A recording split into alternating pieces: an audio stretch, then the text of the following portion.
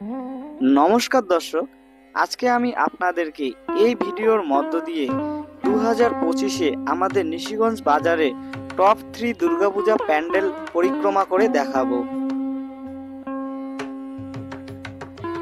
আর দর্শক, আজকের এই পরিক্রমা পর্বে আমরা সর্বপ্রথম নিশিগঞ্জের যে পুজো প্যান্ডেলে চলে আসলাম তা হলো নিশিগঞ্জ দীপ্তি সংঘের দুর্গাপূজা প্যান্ডেল।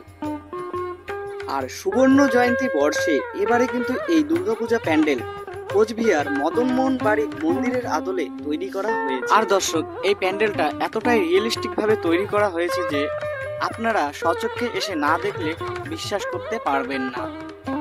তবে প্যান্ডেল তৈরির কাজ এখনো কিছুটা বাকি আছে। আর দর্শক, দীপ্তি সংঘের প্যান্ডেলের পাশাপাশি প্যান্ডেলের প্রতিমাও হয়েছে অতি সুন্দর।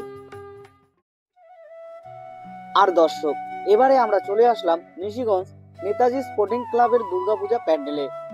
51তম বর্ষে এবারে তাদের নিবেদন ফিরে দেখা শৈশব। অর্থাৎ দর্শক, আমাদের ফেলে আসা শৈশবের স্মৃতিগুলোকে কিছুক্ষণের জন্য হলেও ফিরে পাবেন এই পুজো প্যান্ডেলে। আর তাই দর্শক, পুরনো দিনের কথা মাথায় রেখে এই পুজো প্যান্ডেলের প্রতিমা তৈরি করা হয়েছে লক্ষ্মী সরার উপর।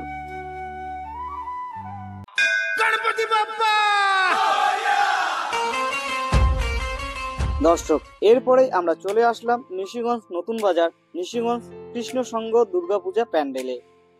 আর এবছর এই পুজো প্যান্ডেলটি তৈরি হয়েছে কেরলার গণেশ মন্দিরের আদলে। আর দর্শক, সত্যি কথা বলতে গেলে কিন্তু এই প্যান্ডেলটা অসম্ভব সুন্দর হয়েছে। আর সেই সাথে দর্শক, পুজোর কয়টা দিন কিন্তু এই প্যান্ডেলে যে প্রচুর পরিমাণে দর্শনার্থীদের ভিড় থাকছে তার কিন্তু 100% গ্যারান্টি আছে। আর দর্শক, প্যান্ডেলের পাশাপাশি এখানকার প্রতিমা কেমন হয়েছে কমেন্ট করে অবশ্যই জানাবেন।